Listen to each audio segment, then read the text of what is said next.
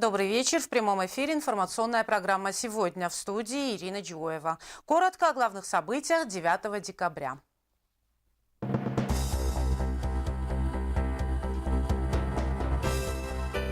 Ровесник республики. Высшему законодательному органу Республики Южная Осетия 25 лет. Инвестпрограмма реализуется успешно, строительные процессы в республике продолжаются. Министр строительства ответил на актуальные вопросы. Финансирование, которое направляется на реализацию программы, составляет трехлетки. Имеется в виду, да, он составляет 9,2 миллиарда рублей. Бессмертные строки великого остинского поэта услышат во всем мире. Информационное агентство «Спутник» запустило новый проект, в котором приняли участие и ведущие ГТРК ИР. Простите, в этом все сказалось. Теперь все ясно для меня. Моей любви ты испугалась. Она всегда тебе казалась скучнее траурного дня. К юбилею гениального лингвиста в республике готовятся к 115-летию Васо Абаева. Высшему законодательному органу республики исполнилось 25 лет. Эстафету от депутатов Верховного Совета Юго-Остинской области, проголосовавших за историческое решение о преобразовании автономной области в республику, приняли их последователи, депутаты последующих созывов. В сложнейшее судьбоносное для будущего народа время именно они принимали важнейшие решения, определившие судьбу Южной Осетии. Выборы 9 декабря 1990 года и деятельность депутатов первого созыва вписаны золотыми буквами в историю нашей страны. Именно они, преодолевая серьезные препятствия, приняли пакет основополагающих для нашей государственности документов. Тогда еще не только высший законодательный, но и высший руководящий орган республики инициировал проведение всенародного референдума и принимал решение о государственном суверенитете Южной Осетии. А впереди были долгие годы борьбы, годы строительства государственности. Во многом благодаря депутатам и первого, и последующих созывов мы отмечаем эту знаменательную дату в условиях независимого, международно признанного, суверенного государства. Роза Тедеева об этапах трудного и достойного пути. Высшему законодательному органу республики 25 лет. Короткий по историческим меркам период становления и республики, и ее на тот период не только законодательной, но и верховной власти. Судьбу республики и ее народа определяли воля и мужество народных избранников. В то время Верховный Совет Республики Южная Осетия, сформированный после всенародного голосования 9 декабря 1990 года, был достаточно разнообразен. В депутатский корпус вошли активисты Алдамун-Нахас, организации, взявшие путь на самоопределение, противодействие грузинскому национализму. Первый состав законодателей – 62 депутата. Люди, которые болели за будущее республики, которая только была основана, и все приходилось начинать с нуля. В первую очередь был принят рабочий вариант Конституции республики. Верховный Совет возглавил Торес Кулумбегов. Дестабилизация обстановки внутри нашего общества непременно приведет к потере доверия и определенным сдвигам их отношений к Южной Осетии. В условиях изоляции мы можем остаться один на один со своими сложными проблемами. В этих условиях я считаю необходимым предпринять самые решительные шаги с тем, чтобы предотвратить раскол в нашем обществе, который только поможет нашим недоброжелателям. Однако в январе 1991 года Торес Кулумбегов был похищен грузинскими спецслужбами и год находился в плену. На это время его заместил Знаур Гассиев. Первый парламент был настолько силен, что он заложил основы нашей государственности. Ошибки были, конечно, откаты были. Это не без этого. Есть такая португальская поговорка: сложно споткнуться, лежа в постели. А мы лежали в постели, мы работали как могли. Автономон областай шемай республика сарстай комитхейна парламент дар худи конституции дар находис хишавад орган дар худи саразن محمود یول در خودست فجار پارلمنت ما نرازش خستر وقتم دنیول در خستر شده است خصوصی رستون نمادر شدیس رایستم konstitucji ma pira evangelata بخواستم میفسته referendum تا وقتم خصوصی رستون کد پادشاهات Офта ройдит доморозом, ма хушо фаршинер модар як охал лавы. В то время были предприняты важнейшие шаги, определившие суверенитет республики. 19 января 1992 года был проведен референдум о независимости и присоединении Южной Осетии к Российской Федерации. Результаты январского референдума до сих пор являются важнейшей политической составляющей при любых политических раскладах. Уже по результатам референдума в мае того же года был принят акт о независимости Республики Южная Осетия, важнейший политический документ современной истории республики. На первый состав законодателей пришелся и первый кризис власти. Подал в отставку Торез Кулумбегов, и на его место был избран Людвиг Чибиров. После избрания второго состава депутатов началась работа по переходу с парламентского правления на президентскую форму. Несмотря на то, что у этой формы были свои противники, президентом стал Людвиг Чибиров, а председателем парламента Костад Зугаев. Были разные точки зрения, не все депутаты с этим согласились, я помню. Но, видимо, сама жизнь продиктовала, что переход к президентству нам уже тогда был нужен. Когда вот второй созыв начал действовать, мы приступили тогда непосредственно уже к государственному строительству. Поэтому первой и главной заслугой этого созыва, в котором я имел честь работать, я считаю то, что республика была создана в реальности. Заработало государство. Самое главное, появились дееспособные силовые структуры. Парламент третьего созыва возглавил лидер коммунистической партии Станислав Кочиев. Именно третий созыв и принял 8 апреля 2001 года окончательный вариант Конституции, который и действует поныне. Четвертый созыв возглавил Знаур Гассиев. Думаю, что этап, который мы сейчас проходим, он замораживать долго не будет. Слишком много стечений обстоятельств и мирового порядка, и взаимоотношений России, как нашей главной родины, со всем миром, включая и соседей наших. Они, если их собрать воедино, говорят о том, что признание недалеко. На период работы четвертого созыва пришлись и две военные агрессии против Южной Осетии в 2004 и в 2008. Уже после войны пятый созыв дал политико-правовую оценку действиям Грузии. Выборы в парламент Республики Южная Осетия шестого созыва прошли в условиях небывалой политической активности. Впервые свое желание присутствовать в высшем законодательном органе страны выразили 15 партий, но в парламент прошли только 4. Председателем парламента Республики Южная Осетия был избран лидер республиканской политической партии «Единая Осетия» Анатолий Бибилов. На одном из сессий парламента был ратифицирован документ исключительной важности – договор между Республикой Южная Осетия и Российской Федерацией о союзничестве и интеграции. Большой объем работы и перед действующим созывом. Ведется работа над важными законодательными документами. С нового 2016 года парламент переходит на профессиональную основу. Согласно указу президента, парламент проработает вопрос возвращения к смешанной мажоритарно-пропорциональной системе. Хочется поздравить всех абсолютно депутатов, которые были за все эти 6 созывов, включая и сегодняшний созыв, конечно. Поздравить их с 25-летием парламента Республики Южная Осетия. Действительно, это значимая дата.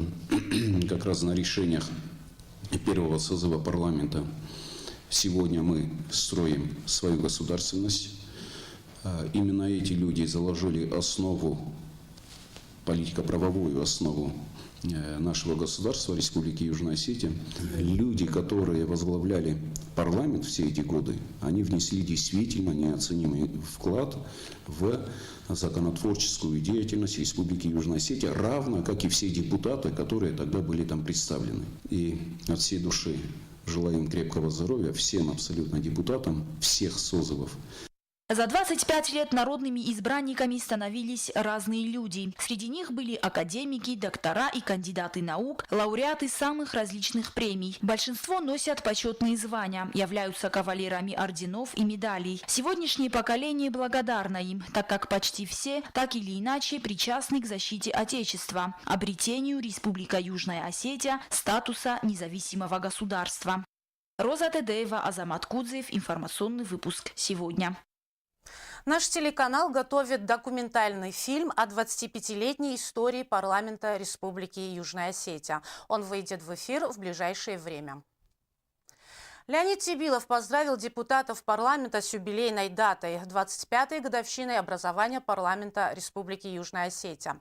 Глава государства отметил, что парламент, как высший орган законодательной и представительной власти страны, является одним из главных атрибутов государственности.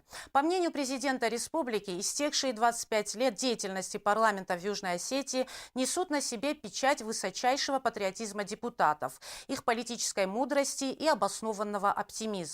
А нынешний депутатский корпус, уже 6-й по счету, созыва парламента Республики Южная Осетия, руководимый Бибиловым Анатолием Ильичем, представлен высококвалифицированными и специалистами различных отраслей экономики, социальной сферы, правоохранения.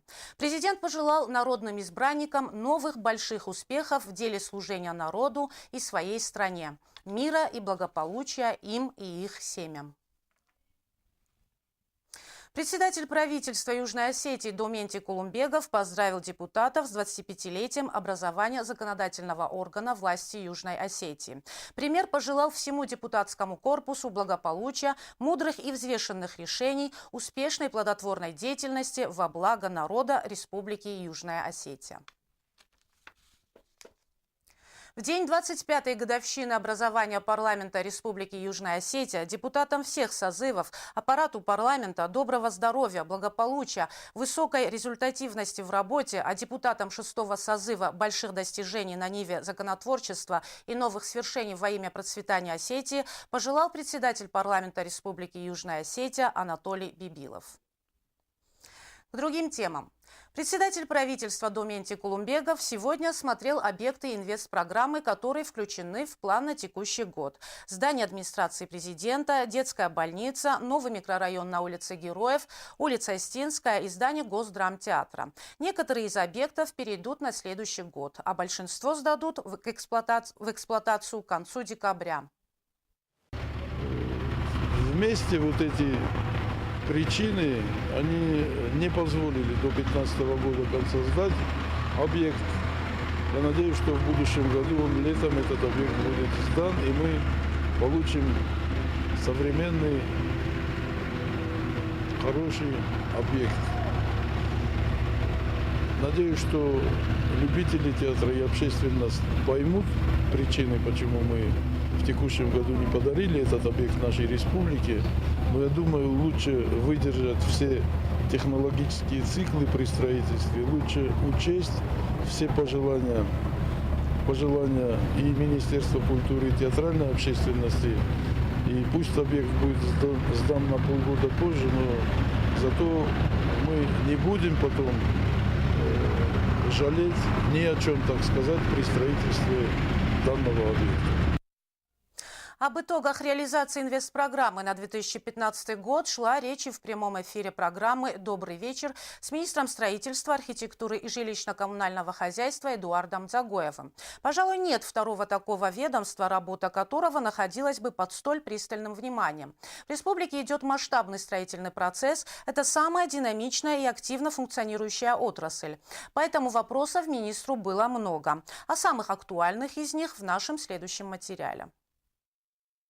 Подходит к концу год. Время подводить итоги и прежде всего по реализации инвестпрограммы на 2015 год. Что было сделано, с какими результатами завершает год Министерство строительства. Что предстоит сделать в ближайшем будущем, так как впервые программа реализуется на 3 года. На эти вопросы в прямом эфире программы «Добрый вечер, Осетия» ответил министр строительства и архитектуры Республики Южная Осетия Эдуард Дзагоев. Инвестиционная программа на 2015-2017 годы включает строительство 38 объектов. Наиболее крупные из них – здание Госдрамтеатра, здание администрации президента и предстоящий в 2016 году капитальный ремонт дороги Гуфтак-Вайса.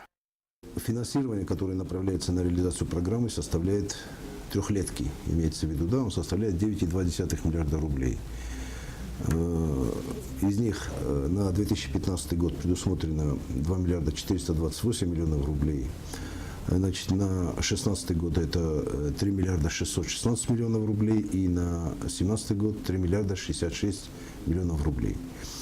В рамках инвестиционной программы, значит, трехлетки предполагается производство строительно-восстановительных работ на объектах инженерной инфраструктуры стоимостью около 2 миллиардов рублей. Также реализация мероприятий в области развития социальной сферы республики с объемом финансирования более 4 миллиардов рублей, в том числе это строительство Государственного университета, комплекса медицинских учреждений на территории республиканской больницы города и Госдрамтеатра. Будут построены здания ЮОГУ, медицинский городок на территории нынешней республиканской больницы, 2 жилых микрорайона и множество других социально значимых объектов. В 2015 из 24 запланированных объектов 16 должны закончить к концу года. Строительство 8 объектов, переходящие на следующий год. Всего на объектах у нас работает на сегодняшний день 13 генподрядных организаций и около 2 десятков субподрядных организаций, в основном это местные строительные организации. Можно еще отметить, что у нас единые генподрядчики по крупным объектам, это по объектам медицинского так называемого кластера, это Северостинская организация спецтепломонтаж. Это, значит, на строительстве объекта Госдрамтеатр и по мероприятиям сводного плана инженерных сетей, благоустройства и так далее. Это компания «Эверест», которая в прошлом году у нас работала. И по ленигорским объектам и по строительству хлебопекарни и по строительству жилых микрорайонов это организация «Союзстройпроект». На сегодняшний день процесс финансирования достаточно стабильный у нас. Все возникающие проблемы, которые возникают у нас в процессе работы, мы с коллегами из Министерства Северного Кавказа, который является нашим ГРБСом, мы решаем достаточно оперативно. И оплата выполненных работ подрядным организациям по отчетной документации, она производится в максимально короткие сроки. За истекший период 7 объектов сданы в эксплуатацию, все остальные на завершающем этапе. И, как заверяют в Министерстве строительства, все сроки будут соблюдены. Но самое главное – качество выполняемых работ. Об этом постоянно напоминает и глава нашего государства Леонид Тибилов. Мы строим для себя, для своих будущих потомков. Я хочу отметить, что даже вот за последние 2 года то, что у нас по программе объекты сдаются, у нас происходит улучшение качества сдаваемых объектов. То есть есть специальный технадзор, да, который следит за качеством? Есть специальный технадзор, который работает в службе заказчика, и есть, кроме того, независимый строительный надзор. Это аналог инспекции строительного надзора, которая существует в Российской Федерации. И по нашему градостроительному кодексу вот этот комитет экологического, строительного и технологического надзора, он участвует в приемке этих объектов. То есть сотрудники комитета, они по плану проводят мероприятия по итоговые проверки, так называемые, тоже когда объект бывает завершен. А в процессе строительства они периодически посещают объекты, они изучают передаваемую им исполнительно-техническую документацию, они тоже следят за качеством. То есть это, скажем так, параллельная структура, которая следит за качеством строительства. Много вопросов от телезрителей касалось восстановления разрушенных или полуразрушенных в ходе войны 2008 года частных домовладений. Вы знаете, что восстановление частного жилья у нас шло с 2009 года. Было построено восстановлено, новым строительством более 400 частных домов. В 2013 году, когда работала у нас Государственная жилищная комиссия, были составлены новые списки по восстановлению жилых домов. Часть этих списков, часть этих адресов прошла через процедуру, через постановление правительства. Но, к сожалению, то финансирование, которое планировалось тогда на восстановление частного жилья, то, что планировалось в процессе переговоров с нашими коллегами, у нас этого финансирования, скажем так, нет. То есть на сегодняшний день списки эти финансово не подтверждены, да, то есть мы их не можем строить, потому что у нас на программу строительства частного жилья есть ограниченные средства, в соответствии с которыми вот у нас в этом году по инвестиционной программе предполагалось построить восстановить 25 жилых домов. За час прямого эфира были затронуты основные вопросы, касающиеся строительных процессов в нашей республике. Министр отвечал исчерпывающе. Зраса Кузаева, Регина Черткова, Зарима Арсоева. Информационный выпуск сегодня. В ходе прямого эфира с министром строительства в студию поступил звонок и от жильцов многоквартирного дома на улице Героев, получившего повреждения в ходе августовской войны 2008 года. Накануне они обратились и к нам на телевидение. Елена Газаева разбиралась в ситуации. На телевидении обратились жильцы корпуса 118 на улице Героев. Поврежденное в ходе боевых действий 2008 года здание с тех пор находится в аварийном состоянии. Жить в таком корпусе не только дискомфортно, но и опасно. В многоквартирном здании много детей и престарелых людей, которые, случись что, самостоятельно выбраться из развалин не смогут. С просьбами о помощи жильцы обращались во все инстанции, но ВОС и ныне там. Уже несколько лет мы ходим по всем инстанциям, но до сих пор наш дом в аварийном состоянии. Дом почти весь сгорел во время войны, квартиры наши в аварийном состоянии.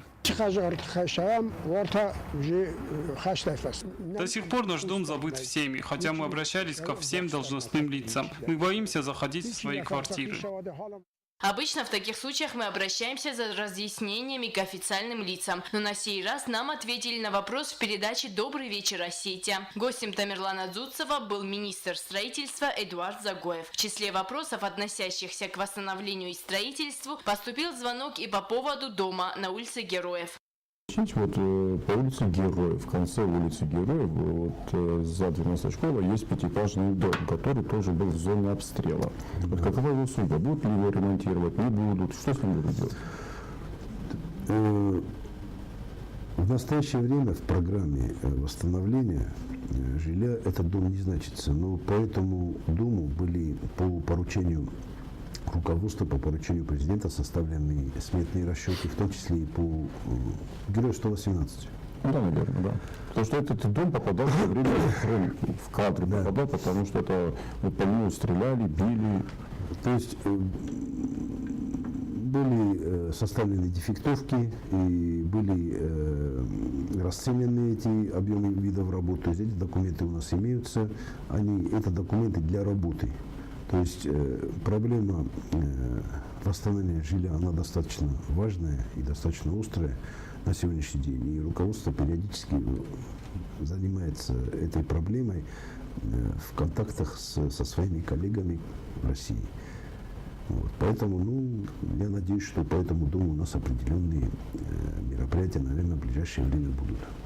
Остается только ждать и надеяться, что когда-нибудь многострадальные жильцы смогут без опаски заходить в свои квартиры. Елена Газаева, Азамат Кудзеев. Информационный выпуск сегодня. Бессмертные строки Куста Хитагурова смогут услышать во многих странах мира. Информационное агентство «Спутник» запустило новый проект, в котором приняли участие ведущие информационных выпусков нашего телеканала. Подробности у Зарины Кочиевой. Международное информационное агентство и радио «Спутник Южная Осетия» запустило на осетинской и русскоязычной версиях портала проект «Спутник чтения», в рамках которого известные осетинские политики, общественные деятели, музыканты, артисты и художники читают произведения выдающегося осетинского поэта Куста Хитагурова. В проекте приняли участие и наши коллеги, ведущие информационных блоков новостей Батрас Хуриев, Ирина Габараева, Ольга Цхавребова и Дзераса Кузаева. Съемки проводились здесь, в студии государственного телеканала. مخالار موارزون النزون جوارزون سنو میدم بازورون وی مامنزخ مزر دلده دارن سنف سیفرازون مرای گرم بسته مفدل تزخ تركنا خاتسوما كاديسكو فاندوني اوين كوغيروتاي رستان قلدبار مخالار موارزون نمال مفسموني Дойска Хацуя Кускена Элдар. Простите, в этом все сказалось. Теперь все ясно для меня. Моей любви ты испугалась. Она всегда тебе казалась скучнее траурного дня. Всю прошлую тревогу беру я в спутницы себе. Свою печальную дорогу я с ней пройду, молясь о Богу, лишь только-только о тебе. Руководитель «Спутник Южной Осетии» Нария Кардян рассказал о целях проекта, отметив, что проект ставит целью сблизить людей в многополярном мире посредством чтения выдающихся поэтических произведений, затрагивающих важные ценности. Нария Кардян поблагодарил руководство телевидения и сотрудников за участие в проекте. Южная Осетия впервые участвует в подобном проекте. В рамках «Спутник чтения» будут звучать произведения великого осетинского поэта Костахи Тагурова. Я думаю, что через его творчество мир должен больше узнать об Осетии, об осетинской культуре, и проект «Спутник чтения» предоставляет такую возможность. Лично для меня и для нашей редакции было очень важно поучаствовать в данном проекте. Мы с удовольствием ведем этот проект.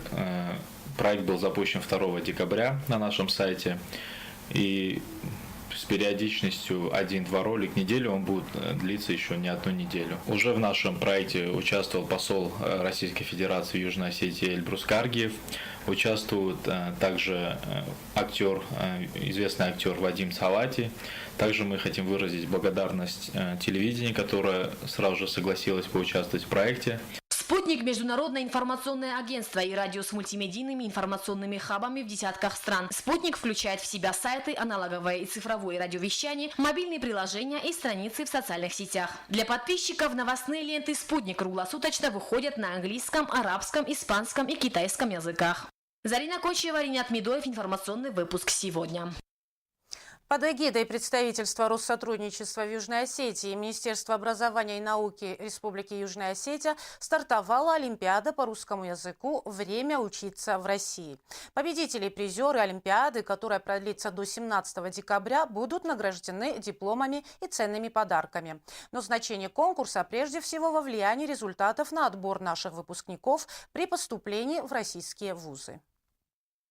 Сегодня в 3-й Цхинвальской школе стартовала Республиканская школьная олимпиада по русскому языку. Участвуют 202 старшеклассника. Олимпиаде придают особое значение, так как ее результаты станут одним из критериев отбора выпускников юго-осетинских школ в вузы Российской Федерации по внешнеполитической квоте. Совместно с Министерством образования и науки и представительством Россотрудничества было разработано положение о проведении олимпиады по русскому языку «Время учиться в России». В оргкомитет вошло 7 человек, 4 от Министерства образования и 3 от Россотрудничества. Также был определен и состав апелляционной комиссии. На Олимпиаде имеют право присутствовать представители общественных организаций и родители. Школьная олимпиада по русскому языку «Время учиться в России» будет проходить до 18 декабря. Проводится она в виде тестовых заданий на компьютере. В распоряжении старшеклассников 3 часа, и за это время они должны ответить на 24 вопроса. После напутственных слов министра образования Натальи Гасиевой и представителя Россотрудничества в Южной Осетии Михаила Степанова ребята приступили к тестовым заданиям. Хотим вам пожелать удачи, успеха. Вас ждут большие открытия, вас ждет большая жизненная дорога. И очень бы хотелось, чтобы сегодняшняя Олимпиада стала таким добрым началом вашей долгой, красивой, профессиональной жизни. Также хочу поздравить всех участников, организаторов с началом столь крупного, интересного, совместного республиканского проекта. Нам очень радостно, что юго-осетинские школьники проявили столь высокий интерес к этому проекту. Я искренне желаю вам всем показать высокие результаты в этом тесте, в этих испытаниях.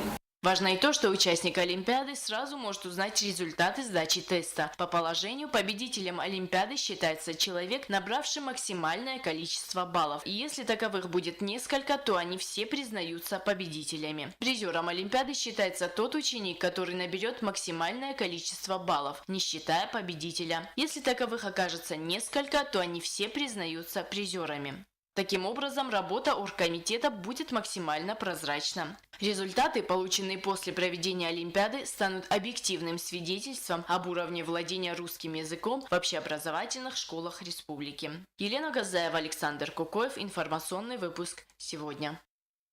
115 лет со дня рождения Васо Абаева. Чтобы знакомить подрастающее поколение с трудами ученого, в этом году научно-исследовательский институт совместно с Министерством образования будут проводить различные мероприятия с целью популяризации имени и научных работ гения. Подробности в репортаже Ирины Битиевой. Выдающемуся осетинскому ученому, филологу, краеведу, этимологу и иронисту Васу Абаеву 15 декабря исполнилось 115 лет. Ежегодно к этой дате готовятся в обеих частях Осетии, проводятся научные конференции, чтения, уроки в школах, чтобы дети уже со школьной скамьи знали о гениальном ученом. Не только чтили память, но и были информированы о великом вкладе осетинского гения.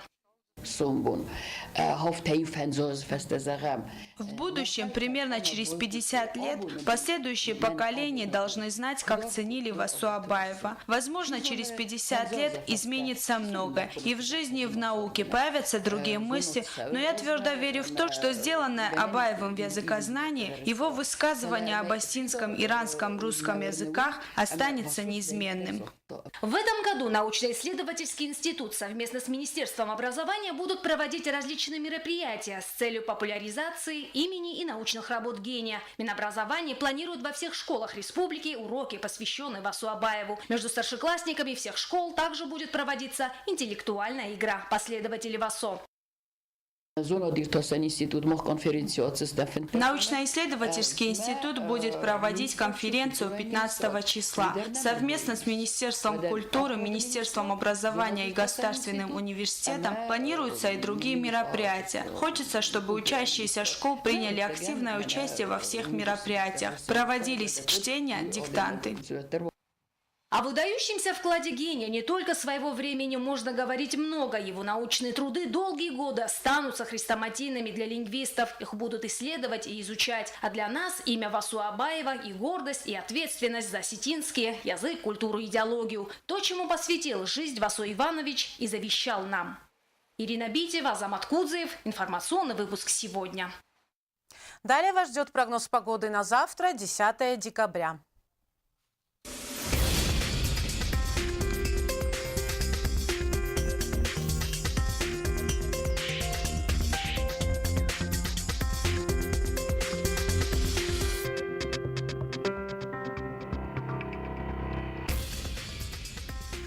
В Знаурском районе республики завтра, 10 декабря, ясно. Днем температура воздуха 3 градуса тепла, ночью -1.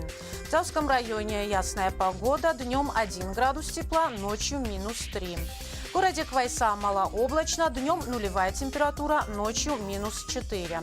В Ленингорском районе Южной Осетии ясно, температура воздуха днем +1, ночью -3. В столице республики в Цхинвале малооблачно, днем 3 градуса тепла, ночью нулевая температура. Это все, о чем мы вам успели рассказать. В вечернем выпуске информационной программы в 20:30 с новостями вас познакомит Батрат Схуриев. А я желаю вам всего доброго и до свидания.